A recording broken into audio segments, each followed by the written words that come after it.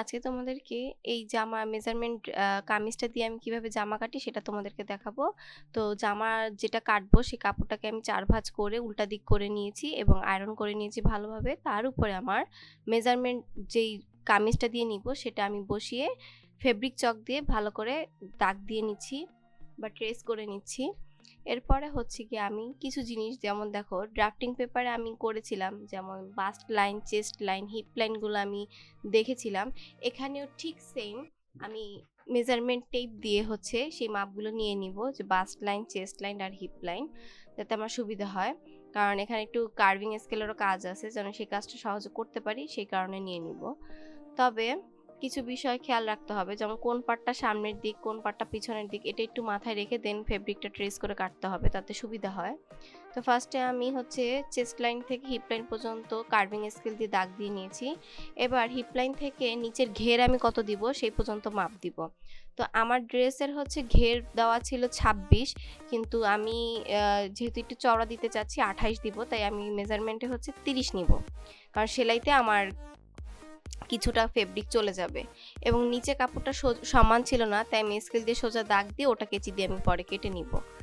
তো এই দেখো মোটামুটি আমার এখানে মাপ দেওয়া হয়ে গেছে, এবং এই মাপ পদ্ধতিতে না মানে খুব সহজেই মাপ নিয়ে খুব দ্রুত কাপড় কাটা যায় এবং নির্ভুলও হয়।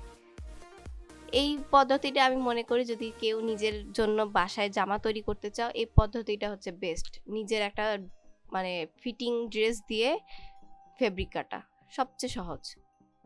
কারণ আমরা অনেকেই আছে, বিশেষ করে আমি, অনেকে বলতে আমি নিজেই ঠিক মতো মেজারমেন্ট নিয়ে কাটতে পারি না, ছোট বড় হয়। আগে ট্রাই করেছিলাম, পরে আমি এই পদ্ধতিটাই বের করেছি যেটা সবচেয়ে অ্যাকুরেট হয়, এবং এই পদ্ধতিতে আমি আরও জামা বানিয়েছি এবং আলহামদুলিল্লাহ বেশ ভালোই হয়। তাই আমি ভাবলাম যে এই ট্রিক্সটা তোমাদের সাথেও শেয়ার করি। হয়তো বা অনেকেই জানো, আবার অনেকে জানো না। যেটাই হোক, আমার ভালো লাগে তোমাদের দেখাতে, দ্যাটস ওয়ে আমি দেখাচ্ছি আমি কিভাবে ফেব্রিক কাট করি। তো এইভাবে আমি হচ্ছে ফেব্রিকটা আস্তে আস্তে করে পুরোটা কেটে নিব। এবং নিচের সাইডটা আমি যেহেতু দাগ দিয়ে নিয়েছিলাম, বলেছিলাম যেহেতু একটু উঁচু নিচু থাকতে পারে, সেটাও আমাদের কাজ হচ্ছে সমান করে নেওয়া। তো আমি ওটাও সমান করে নিয়েছি। দেন তোমাদের এই একই ভিডিওতে হয়তো হাতার কাটিংটা দেখিয়ে দিব, অথবা অন্য আরেকটা ভিডিওতে থাকবে। তো যাই হোক, আমি সব এগুলো কাটিং করে গুছিয়ে নিচ্ছি। এখানে ফেব্রিকটা আমি বলেছিলাম 4 ভাঁজে নিয়েছি, তার মানে এখানে 2টা পার্ট আছে, একটা সামনের পার্ট আর একটা পিছনের পার্ট।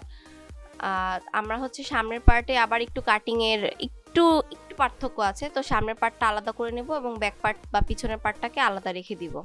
ব্যাক পার্টে আর কোনো কাজ নেই, ওটা আমি ভিতর থেকে বের করে আমি একটা সাইডে রেখে দিচ্ছি।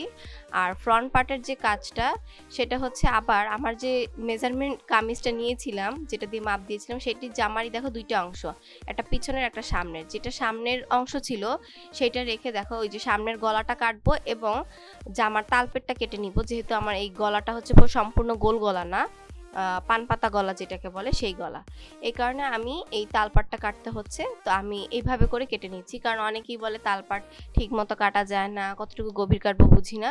তো এইভাবে কেটে নিলে সবচেয়ে সহজ হয়। বাস, এরপরে চলো জামা কাটা শেষ হয়ে গেলে এখন আমরা হচ্ছে গিয়ে হাতার অংশটা কাটিংটা দেখিয়ে দিব। তো দেখো যে আমার তালপেটটা ওদের দেখানো হয়নি, এই তো কেটে নিলাম, বাস শেষ, এখন কাটা হয়ে গিয়েছে।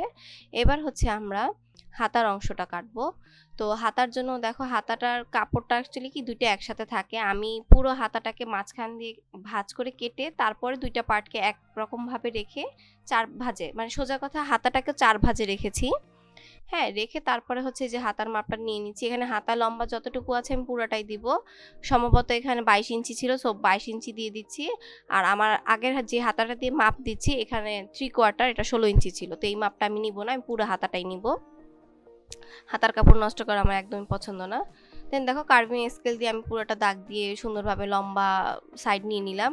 এখন এই যে যেহেতু জামায় তালপাট কেটেছি, তাহলে হাতাতেও একটা সাইড ছোট, একটা সাইড একটু বড় হয়, মানে যেই জায়গাটা জয়েন্ট দেওয়া হবে হাতা, সেই জায়গাতে একটু পার্থক্য আছে। তো সেইটাও আমি হচ্ছে এই জামার হাতা থেকেই আমি এটাও এভাবেই কেটে নিব। তো ফার্স্টে হচ্ছে যেহেতু পিছনের মাপটা 2টা হাতার জন্যই সেম, তাই ওটা আগে কেটে নিচ্ছি। তারপরে বাম পাশের হাতা আর ডান পাশের হাতাটা আলাদা করে নিব।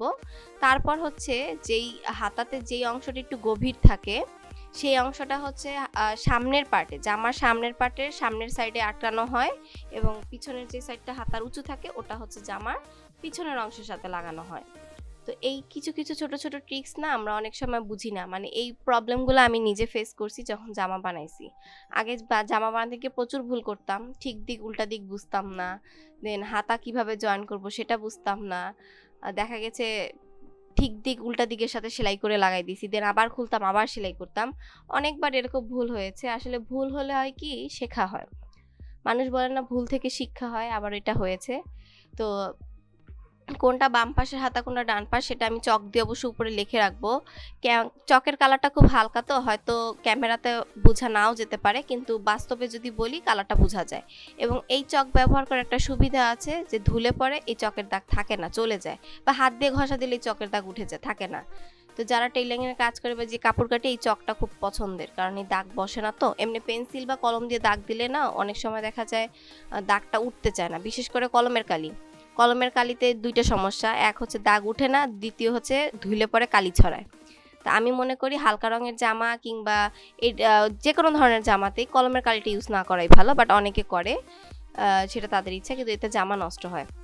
তো একইভাবে আমি দেখো বাম পাশের হাতা আর ডান পাশের হাতাটা একইভাবে মাপ দিয়ে আমি কেটে নিচ্ছি। সামনের অংশটার জন্য জাস্ট উপরের অংশটুকু কাটবো, দুইটা হাতার কিন্তু গভীরতাভাবে কাটবো না। হ্যাঁ, হাতারও দুইটা অংশ, বারবার বলতেছি, সামনের অংশটা একটু গভীর হবে, পিছনের অংশটা একটু উঁচু হবে। তো গলা যদি ডিজাইন হয় তাহলে হাতার এই জিনিসটা থাকে, কিন্তু গলা যদি গোল গলা হয় তাহলে হাতা একবারই এক কার্ভেই কাটা হয়, ওটাতে আর কোনো তালপাট বা এই ধরনের গভীরতার কাটিং থাকে না। তো দুইটা হাতাই আমার মানে কাটা শেষ, জামাও কাটা শেষ, এখন হচ্ছে আমাদের জাস্ট সেলাই করা বাকি। এখন আর বেশি কিছুই না, প্রতিটা পার্ট জামায় লাগিয়ে আমরা সেলাই করে নিব। পরবর্তী ভিডিওতে সেটা দেখাবো, অপেক্ষা করো। ধন্যবাদ।